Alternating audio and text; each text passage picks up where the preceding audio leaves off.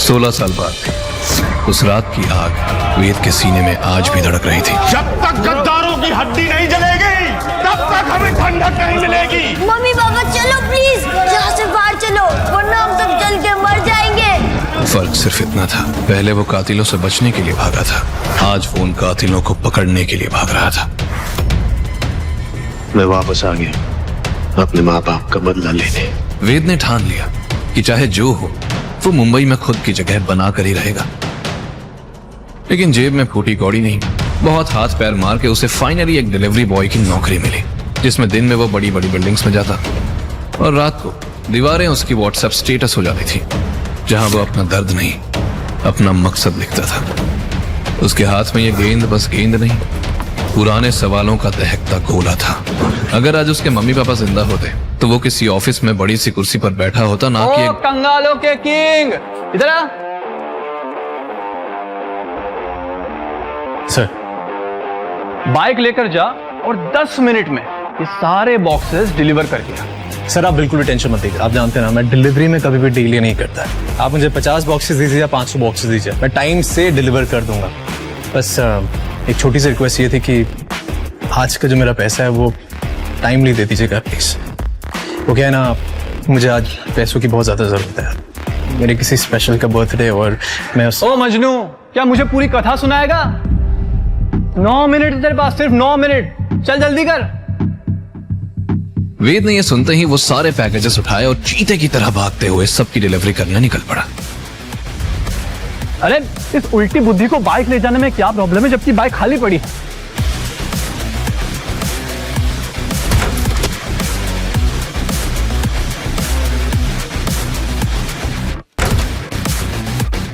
Manager की गालियों से अनजान वेद खुद के निकाले शॉर्टकट से भागता सारी डिलीवरी करते हुए अपने लास्ट ऑर्डर के लिए आरके इंडस्ट्रीज के लॉबी में जा पहुंचा। लॉबी के बीच में खड़ी एक सुंदर लड़की की नजर वेद के पसीने से भीगे फटी शर्ट की तरफ गई।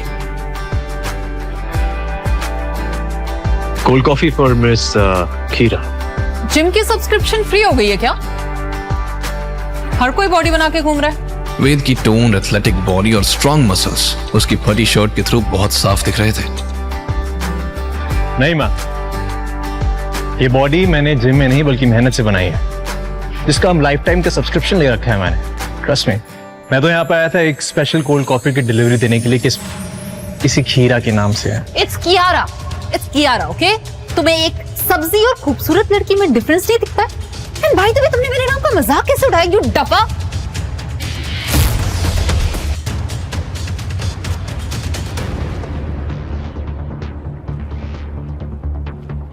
आपकी स्पेशल डिलीवरी मैम। गुस्से में तिल मिलाई कियारा ने वो कॉफी सीधा वेद के मुंह पर फेंक दी।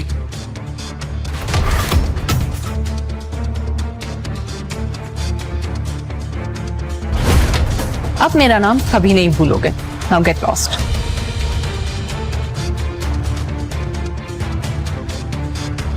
कॉफी वाकई में काफी बढ़िया थी, थैंक यू मैम।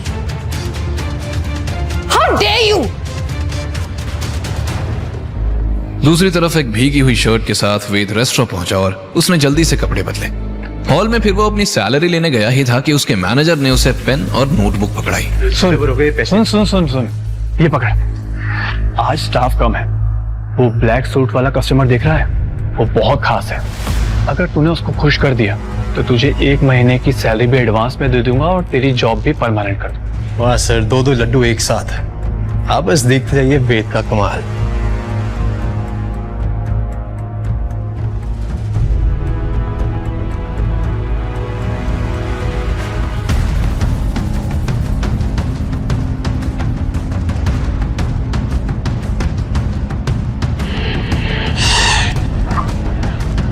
कपूर खानदान की सांसें नहीं, सिर्फ चीख सुनाई देनी चाहिए। ये आदमी मुझे देख रहा क्यों लग रहा है? उस हट्टे कट्टे आदमी के चेहरे पर एक रहस्यमयी हंसी थी जो वेद को उस भयानक रात की यादों में धकेल रही थी। वेद की धड़कन तेज हो गई थी और माथे पर पसीना आ गया था। आज कपूर खानदान की सांसें नहीं, सिर्फ चीख सुनाई देनी चाहिए। हमारा इंसाफ कपूर परिवार की जान से होकर गुजरेगा। जब तक गद्दारों की हड्डी नहीं जलेगी तब तक हमें ठंडक नहीं मिलेगी। कपूर खानदान, कपूर गद्दारों की सिर्फ एक ही वजह है,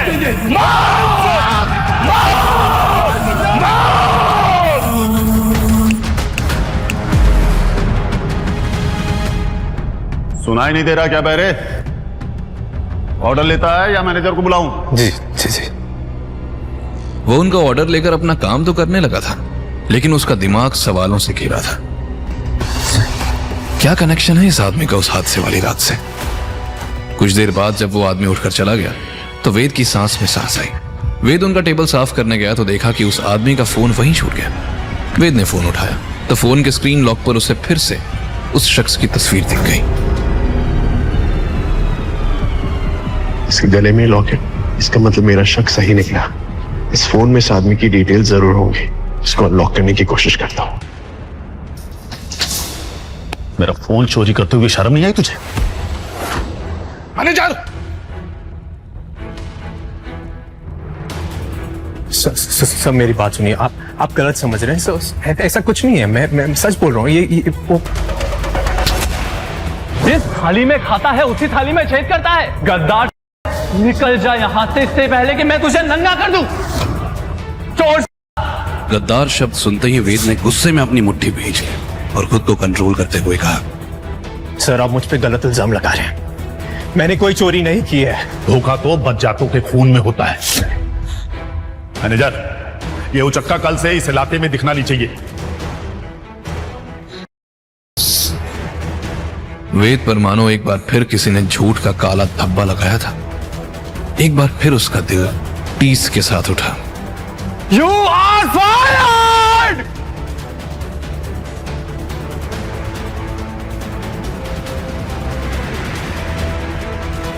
उसने कसम खा ली कि नौकरी चली गई तो क्या, वो सोनिया को अपनी जिंदगी से नहीं जाने देगा। वो जानता था कि इतने पैसों में उसे कोई महंगा फोन तो नहीं मिलेगा, पर एक कम दाम वाला स्मार्टफोन जरूर मिल जाएगा।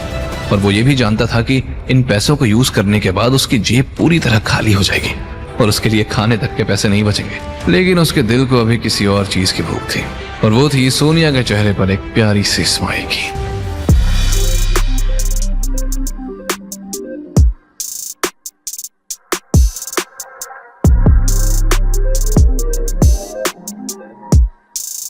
एक तरफ वो सोनिया के साथ फ्यूचर का सपना देखे जा रहा था, दूसरी तरफ किस्मत उसके लिए एक और धोखा रच रही थी। वेद घंटी बजाना ही वाला था कि उसने देखा दरवाजा थोड़ा खुला है।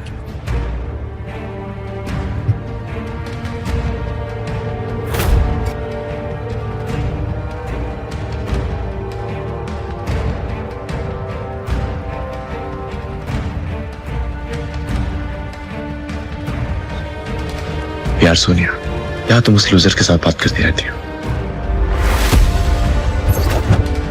कि उसके माँ बाप करना नहीं कहते, अपनी बातों से चलाना कहते हैं। और बॉयफ्रेंड तो मेरे तुम ही हो ना। कहाँ वो कंगाल, कहाँ तुम किंग।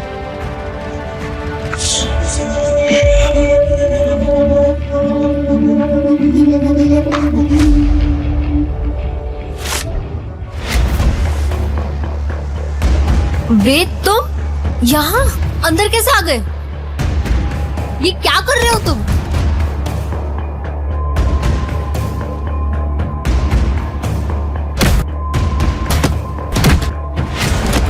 ये छोड़ उसको। तुम्हारी इतनी हिम्मत!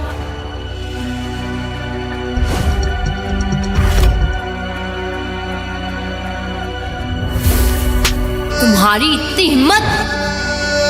ये लाया है ये 2 कौड़ी का फोन। मैं तो तुझे वैसे भी छोड़ने वाली थी, लेकिन अच्छा हुआ कि मामला आज ही खत्म हो गया। भिखारी से। वेद सोनिया के घर से निकल जरूर गया था, पर उसके दिमाग में अभी भी उसकी गालियां सुनाई दे रही थी।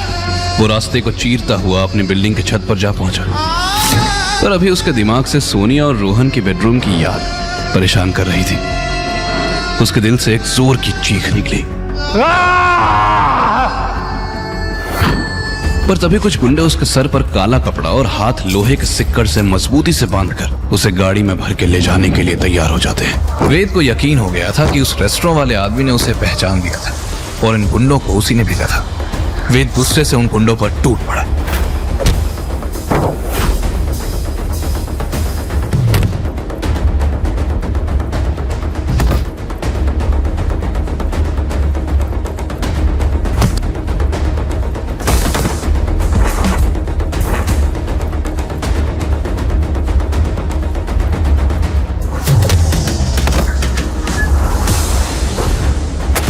अचानक ही किसी ने उसकी पीठ पर बेहोशी का इंजेक्शन घुसा दिया।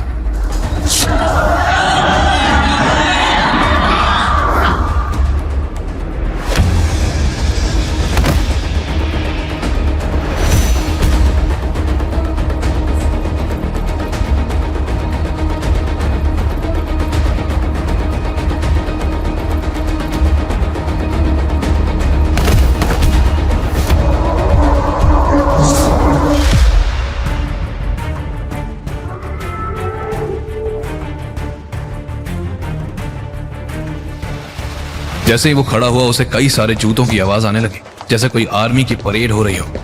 ये सिक्योरिटी गार्ड्स थे। फिर उनके पीछे के दरवाजे से एक व्हील चेयर आई जिसमें साड़ी पहने उस मैंशन की मालकिन बैठी थी। उन्हें देखकर वेद की आंखें फटी की फटी रह गईं।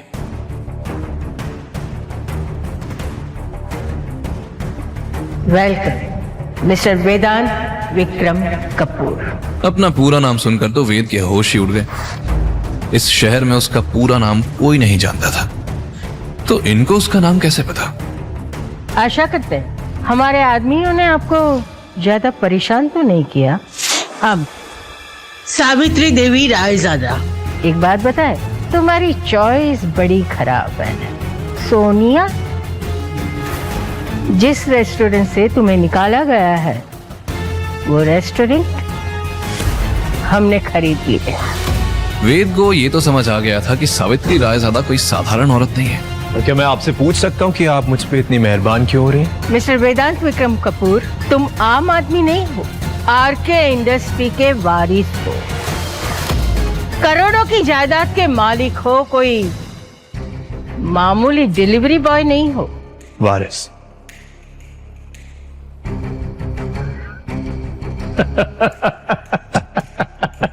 आपको पता है मेरी खाली जेब देख के ना कोई चाय वाला, टपरी वाला भी मुझे उधारी नहीं देता, ना ही मेहरबान होता है मुझ पे। और आप बोल रही हैं कि मैं ये करोड़ों अरबों के आरके इंडस्ट्रीज का वारिस हूं।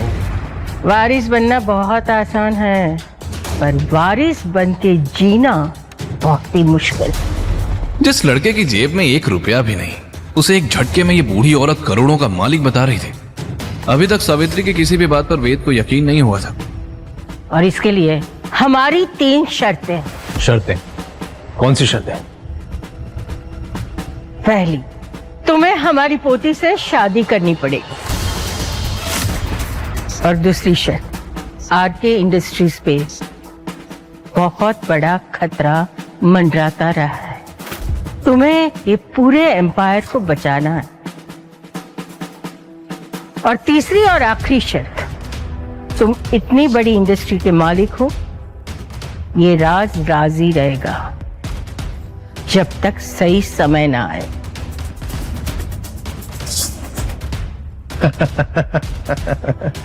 ओ मैम, मेरी बात ध्यान से सुनिए।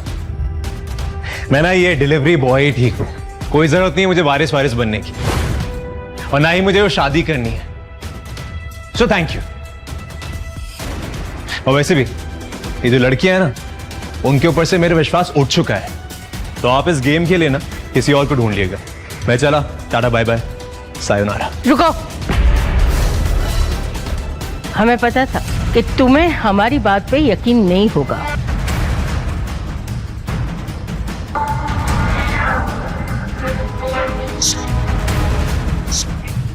ये देखो, आखिर क्या था इस तस्वीर का सच? क्या वेद के माँ बाप किसी सीक्रेट मिशन के मोहरे थे, या वो सच में गद्दार थे? क्या बड़ा प्लान कर रहे थे वेद के पिता? क्या वेद सावित्री रायजादा की शर्त मानेगा? कैसे साबित करेगा वेद कि उसके माँ बाप गद्दार नहीं थे? और कौन है वो मिस्टीरियस मैन जिसने वेद की जान बचाई? वेद की जिंदगी बर्बाद करने के पीछे आखिर किसका हाथ है? ये तस्वीर आपके पास कहां से आई, और ये आधी क्यों है? सवाल वो नहीं है, सवाल ये है कि इसे देखकर तुम्हारा इरादा बदला कि नहीं बदला ना। बड़े जिद्दी हो तुम, पर हम भी कम नहीं, हम तुम्हें यकीन दिला के रहेंगे।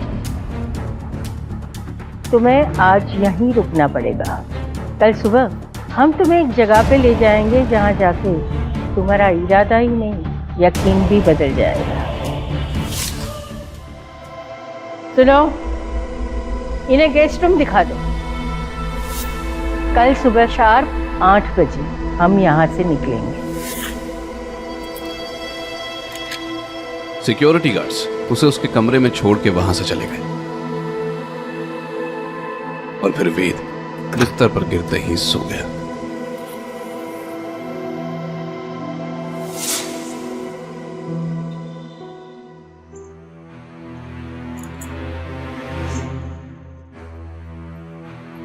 चलो हमारे साथ।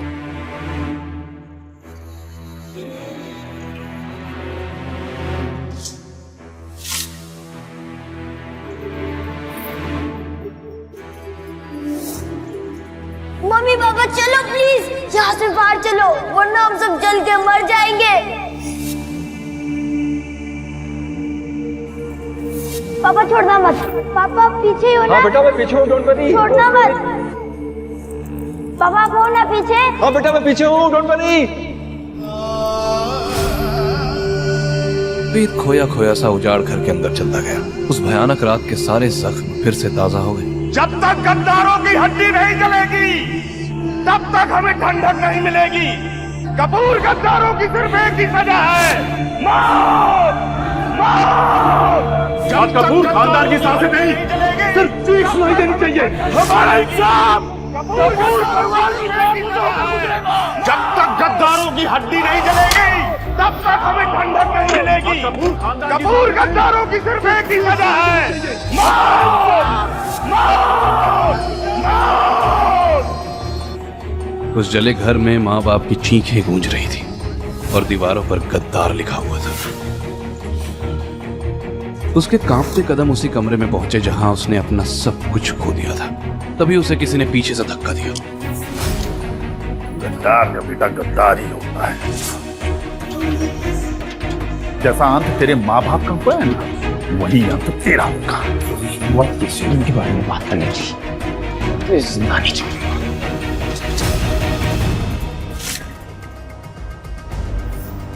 सावित्री के हाथ की छोटी पिस्टल से निकली गोली ने उस आदमी को घायल जरूर कर दिया था, पर वो फिर भी भाग निकला। वेद, बेटा तुम ठीक तो हो ना? हमें तो यकीन नहीं हो रहा है कि हमारे अलावा यहाँ कोई आ भी सकता है। पर जो भी था उसे पता चल गया है कि तुम मुंबई वापस आ गए हो। अब फैसला तुम्हें करना है, तुम शिकार बनोगे या शिकार करोगे। वेद सावित्री की बातों पर यकीन नहीं कर पा रहा था, लेकिन पिस्टल चलाने वाली दादी पर उसे थोड़ा भरोसा तो होने लगा था। और ये बात समझ आ गई थी, दुश्मन और दादी दोनों ही बहुत खतरनाक हैं। मुझे आपकी सारी शर्तें मंजूर हैं। तुम हकदार हो उस कुर्सी का जो तुम्हारे माँ बाप छोड़ के गए थे। और सबसे पहले उस गद्दार को पकड़ो जो आरके इंडस्ट्रीज को बर्बाद कर रहा है, और तब जाके तुम वो कुर्सी के असली हकदार बनोगे। मंजूर है?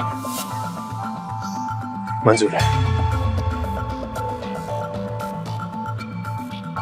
गाड़ी निकालो, हम रजिस्ट्रार ऑफिस जाएंगे।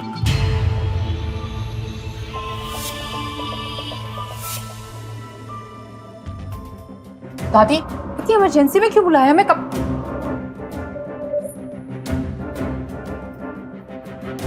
तुम यहाँ क्या कर रहे हो? मिस कीरा, सॉरी मिस कीरा, राइट? ये डिलीवरी बॉय आपके साथ क्या कर रहा है? तो तुम दोनों पहले ही मिल चुके हो, अच्छी बात है। दादी मैं समझी नहीं, ये क्या हो रहा है? ये यहाँ पे क्या कर रहा है और हम यहाँ पे क्या कर रहे हैं? इस लड़के से तुम्हारी शादी हो रही है। दादी ये कैसा गंदा मजाक है? ये लड़का एक हम तुम्हें सवाल नहीं पूछ रहे हैं कियारा, ये हमारा फैसला है। और तुम तो जानती हो कि 10 दिन के भीतर अगर तुम्हारी शादी नहीं हुई तो आरके इंडस्ट्री में तुम्हारा जो रुतबा है एमडी का, वो तुमसे छीन जाएगा। अगर तुम ये नहीं चाहती तो जो हम कहते हैं वही होगा। चलो। दादी प्लीज, दादी प्लीज। ओ हेलो, डिलीवरी बॉय? दादी को कोई बहुत बड़ी गलतफहमी हो गई। तुम उनकी उम्र और भरोसे का फायदा मत उठाओ। अभी जाओ और उन्हें सब सच बताओ, तुम कौन हो, क्या करते हो और यहाँ क्या कर रहे हो, वरना मैं। ये बदतमीज अमीरजादी सावित्री जी की पोती है। इस कड़वे खीरे को तो मैं सलाद बना के भी ना खाऊं। शादी की कस्में तो बहुत दूर की बात है। बहुत जिद्दी और अकड़ू है ये तो। I can't get married to this cheap despo. ये मिस खीरा को कैसे बताऊं कि वो खुद मेरी ही कंपनी में काम करती है। कितना सदमा लगेगा बेचारी को, कहीं खुद ही पागल खाने ना पहुंच जाए। देखो, ये दादी की चाल है तुम्हें टॉर्चर करने के लिए। तुम्हें फूटी कौड़ी भी नहीं मिलेगी। अगर अभी तुम यहाँ से चले जाओ तो मैं तुम्हें 10 लाख दूंगी। 50 लाख? 1 करोड़। देखो, ऑफर जो है ना काफी अच्छा है, लेकिन इस महंगे शहर में काम नहीं चलेगा यार। इससे बेटर तो ये है कि मैं घर जमाई बन के रह लूं। एटलीस्ट रोटी कपड़ा मकान तो मिल जाएगा मुझे, और साथ साथ ये खूबसूरत बीवी। तो मैं क्या कहता हूँ कि दादी का टॉर्चर ना मैं इजीली सह सकता। अब चले, दादी इंतजार करिए हमारा। ओके।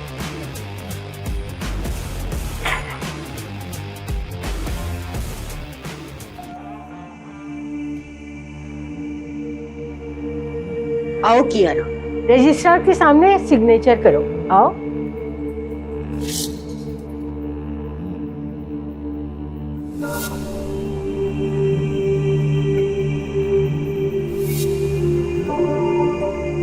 दादी, आपने ये बिल्कुल अच्छा नहीं किया।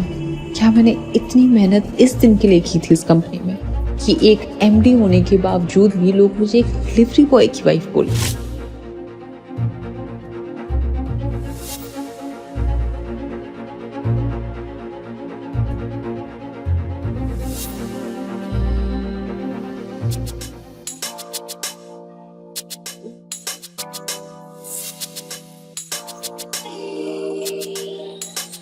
आज से तुम दोनों पति पत्नी हो। उसके मन में तूफान उठ रहा था। उसे समझ नहीं आ रहा था इस लड़के ने उन पर क्या जादू कर दिया था।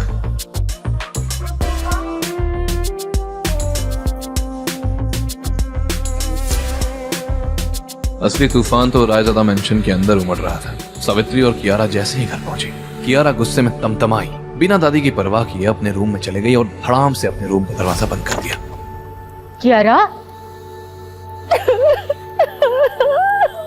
तुम समझ जाओगी कि हमने जो कुछ भी किया है ना, सिर्फ और सिर्फ तुम्हारे भले के लिए किया है। कियारा का कोई जवाब नहीं आया। सावित्री का दिल भर आया।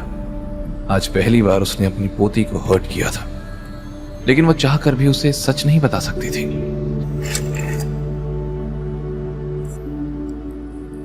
हम बोल रहे हैं, अब तक जो कुछ हमने सोचा था सब कुछ वैसे ही हो रहा है कि कियारा और वैद आने वाले समय के लिए तैयार हैं।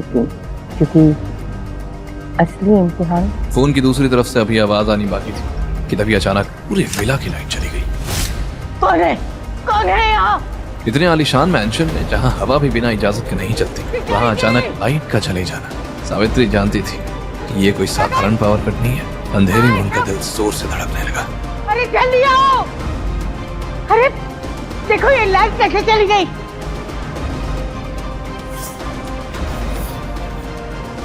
सिक्योरिटी गार्ड्स अपनी पिस्टल हाथ में लिए मैंशन का चप्पा चप्पा छान मारने लगे, पर उन्हें वहां कोई भी सुराग नहीं मिला।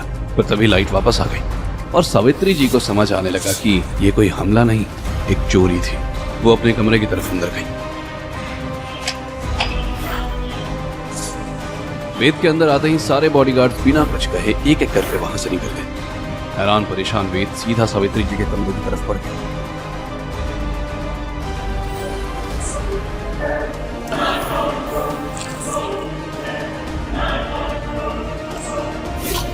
ये नहीं।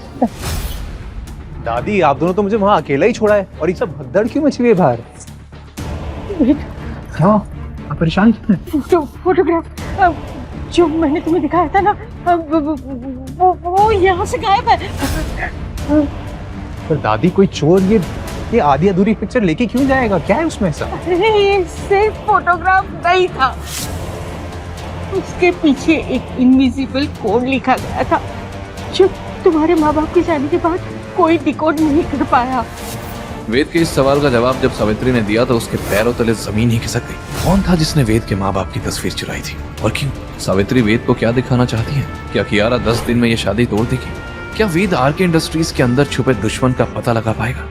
आगे की कहानी जानने के लिए देखें अगला एपिसोड सिर्फ पॉकेट एफएम के यूट्यूब चैनल पर और के फॉर किंग के सारे एपिसोड्स को सुनने के लिए डिस्क्रिप्शन में दी लिंक से डाउनलोड करें पॉकेट एफएम ऐप।